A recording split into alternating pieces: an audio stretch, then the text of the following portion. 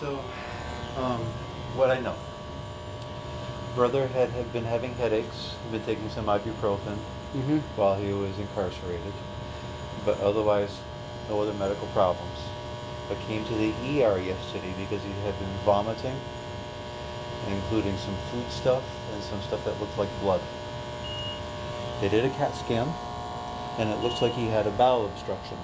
Mm-hmm. So they put a tube down his nose to drain out his stomach, and that's how we treat most bowel obstructions. They normally go away if we just drain the belly and wait. While he was waiting to go upstairs, his heart stopped. Just completely flatline. He had some bad rhythms and then no rhythm. So they did CPR, and about 10 minutes later, they had him back. They had put the breathing tube in at that point. So he was going to come to the ICU. And when they were packaging him up to get ready to go to ICU, his heart slowed down and stopped again. They had to shock him that time, do CPR. About 5 minutes later, it came back again. Then it happened a third time at around 2:30 this morning. So he's had CPR 3 times for about 25 minutes.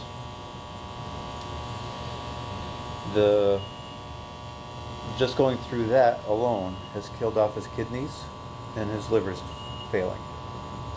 The surgeons actually came in here and opened up his belly to see if there's anything they could do to solve the problem that made him come here in the first place. And what's happened is he's lost the blood supply to all of his intestine.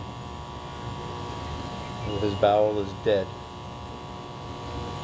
And you can't live without bowel.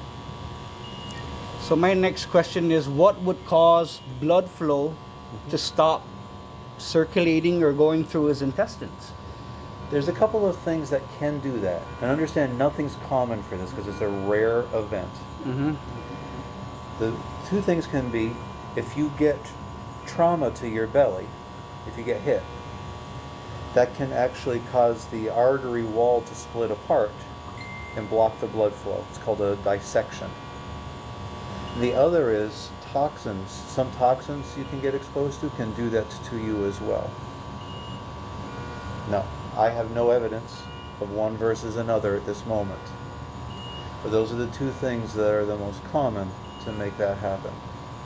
Did you draw blood to see what was in his blood? Is there a toxicology report being done? We did a tox screen, absolutely, but the tox screens only work for common illicit substances. Mm-hmm. So that was negative. That doesn't mean that homemade stuff or stuff that we don't commonly test for isn't there. All I can tell you is things like heroin and methamphetamine and cocaine, that kind of stuff, narcotics, Mm-hmm. sedatives, none of those are there.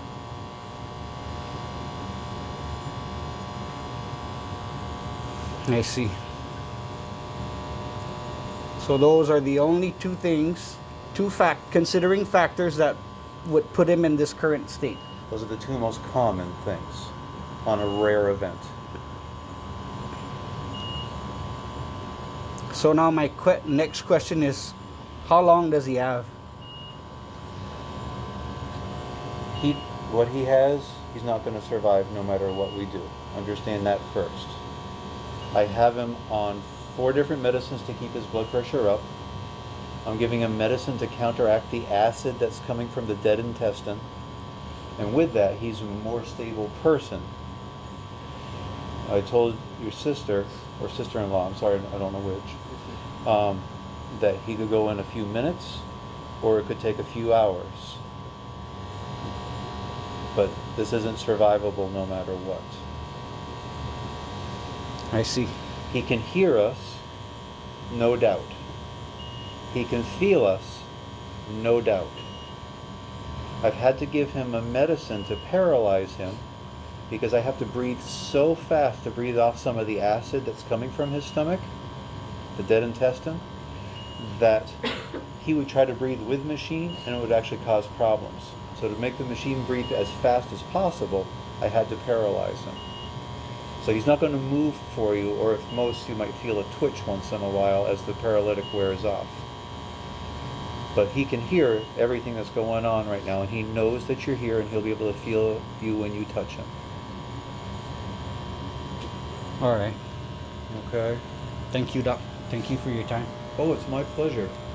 I'm here for any other questions or anything else I can do for you, okay? Right. What I want is you to spend the time with him that you want to be with him, okay? This is a terrible day. So you be family, be loving and supportive of him and the people around you. Okay, that's what family is for right now. Thank you. I appreciate And it. I'm here to talk when you've had some time, okay? Right on. All I right. appreciate it. Sure.